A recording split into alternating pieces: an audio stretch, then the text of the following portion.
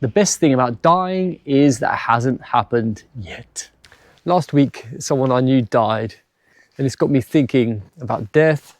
It's got me thinking about how to reframe it in a way that's uplifting and useful and makes sense of our lives, right? I don't really want to offer like a feel-good pill about dying. It's always in our minds, right? Especially when life after work, we start to think, you know, is this the waiting room for death now? So I'm going to offer some philosophy, some practical philosophy. Let's start with ancient texts in India. What is the greatest miracle in life? It's that death is happening all around us, and yet at the same time we believe ourselves to be immortal. And isn't that true? You know, we see people dying all around us. We know we're going to die. We're worried about death, but at the same time, we don't think we're actually going to die. And we have a very strange relationship with this. So let's just face it a second, this fact that we're going to die one day. And what happens when we face the fact that we're going to die one day? The best thing that will happen if we reflect on death is that we will actually start living. But this is easy to say, to start living. And what does that mean? Well, I'm talking about this a lot in different videos, right? When I was very small, I almost died. I had gastroenteritis, and I must have been about 2. And I'd lost a lot of weight, and my grandmother saw me after not seeing me for a week or something, and she was very alarmed, and they took me straight away to the hospital. And if she hadn't then taken me then, I would have probably died. Being afraid of something that I've almost already done, but without having really known about, is a very strange paradox, right? But anyway, I just wanted to share that with us, because how many times have we almost died? And what happens when we almost die? We all of a sudden, like all the useless things that we have in our heads, they just drop away, and we start to really appreciate what's going on in our life. So do we really have to almost die to start living again, when in the back of our minds we're always worrying about death? Well, no. Just we can really sit with this idea.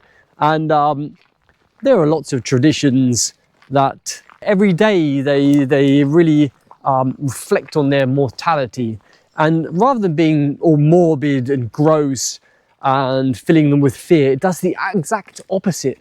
It makes them feel very certain in this uncertainty of death. We don't know when you're going to die. I don't know when I'm going to die. Who knows? That's the beauty of this mystery of life. So what are we really afraid of when we're afraid of death? Some people, it boils down to they're afraid that they don't know what happened to their bodies, right? What will they do with them? You're gone, right?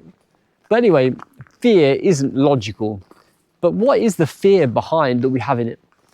Is it that we're afraid of what will happen to our house, to our possessions? Or is it just that we want to live one more day? No, I don't want today to be my last day. I want to just live one more day. And how to find peace in this?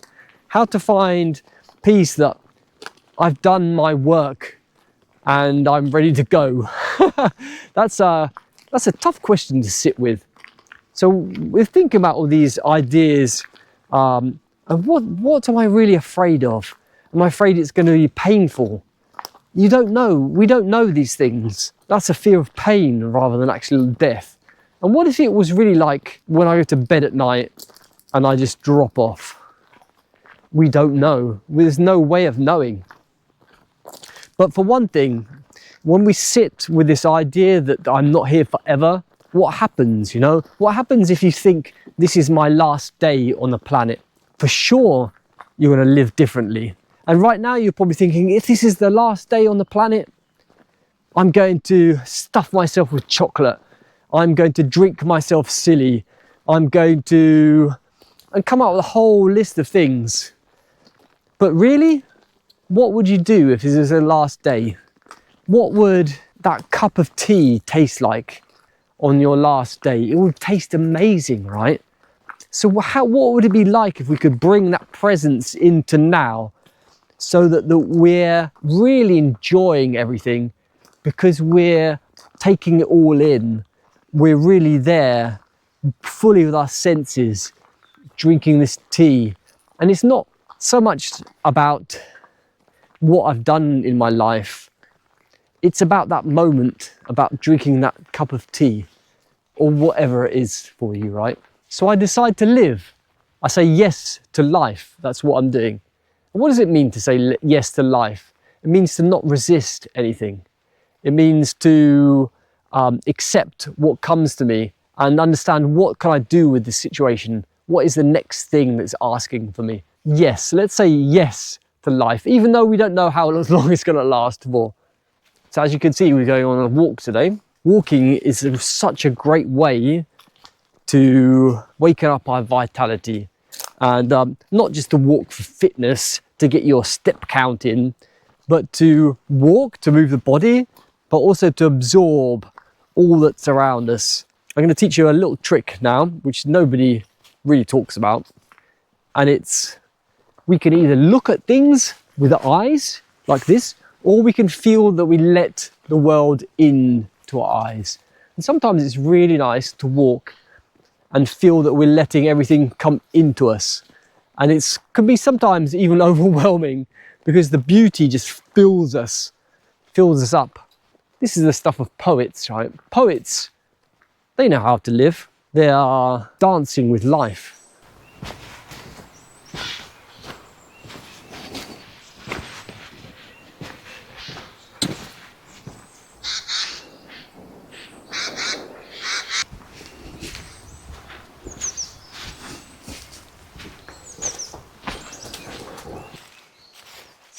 So this is where we're going today. We're going to the Farfa Abbey, right over there. Perhaps you're ill right now and death is staring you a little bit in the face. Or you remember that you're mortal, right? I just wanted to share a story with you about Norman Cousins. He was a journalist in the 1970s. And basically, he was diagnosed with an illness, a degenerative illness. And he let himself out of hospital. And basically, he was the first person to ever heal themselves through laughter. And he watched the Marx Brothers, lots of comedy programs while he was in hospital, and mega doses of vitamin C. And he documented the whole thing, and he's even written a book about it. The book was called The Anatomy of an Illness. So why is it that humour can have this powerful effect on ourselves? Well, for one, it stops us from clinging so much onto situations and things from the past. It stops us from being so anxious about the future. It gives us a new perspective on life. It allows us to start to see humour around us. Humour is an incredibly sophisticated capacity that we have as humans. And they say that we have children that are genius piano players, genius this and genius that. But we don't have children that are humorous. We don't have children that are master comedians. Because it's a skill. It's a skill and it's a practice, right? But anyway, so laughing, we also release a lot of tension that we're holding. We're able to process emotions. We're able to let go of things. When we laugh, our diaphragm relaxes, our breathing opens, and life literally comes back to us. We have laughter therapy, which is all about coming together in groups and laughing. It can be forced to start with, but this this kind of way of laughing sort of like gets our machine going. But I find it's much funnier to create situations that are naturally funny. There are lots of games that we can play, non-competitive games which get us in a really good mood. Dancing, you know, and laughing, being able to laugh at ourselves, being perfectionist, wanting things to be in a certain way, wanting to control everything, wanting to know everything, and then at the end we don't know when we're going to die. This is the greatest absurdity of all this. So we need to practice our uncertainty training to be able to embrace even this concept that one day we're going to die and we don't know exactly when it's going to be. I'm not saying that laughter is necessarily going to heal whatever problems you have, but it might do. And what a wonderful way to die. You know, lots of people say that. What a wonderful way to die, laughing, right?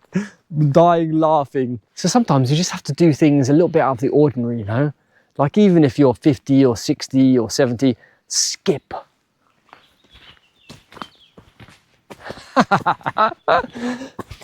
You can even sing yourself like a little like la la la la la la la la la la la la. You see a big tree and you say, "Whoa, tree, you're amazing. Look how beautiful you are. You're gonna be here long after I've gone." And you give it a big hug and you go, beautiful tree.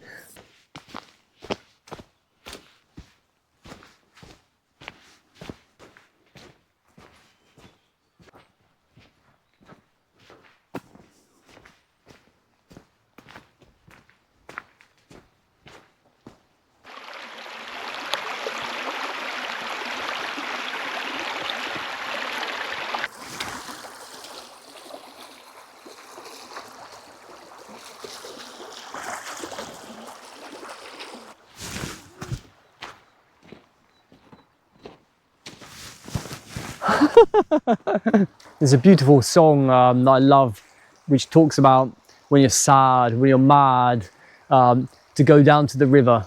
And it's really like this, you know, you go to the river and you can really imagine life flowing past you, and just to reconnect to this natural element is just a joy. This is what makes us alive, capturing these moments of delight, filling ourselves up with this sense of wonder through simple things. Watching sticks move their way down, seeing which one goes faster than the other one, seeing how they catch the currents.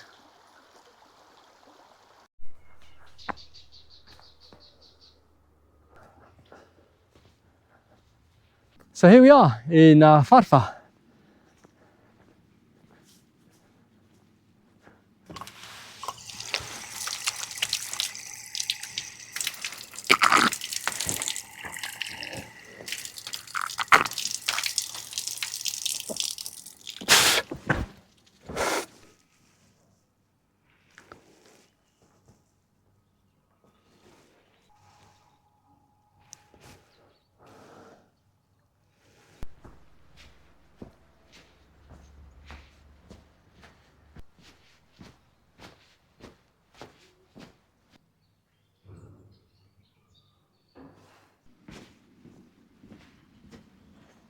In lots of traditions, there's a deep emphasis on dying before you physically die.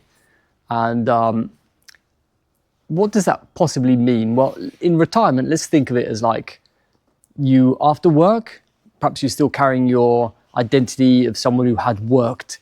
And we're going to die to this, literally. We're going to say goodbye. Perhaps you could even like make out a pretend funeral for like that part of you which is no more anymore. And it's not going to be a tragic thing. You're actually going to be joyful to be able to move on, because until that part of our life is in our life after work, even if you don't quite realize it, it still influences how you see the world, how you judge yourself, how you judge other people.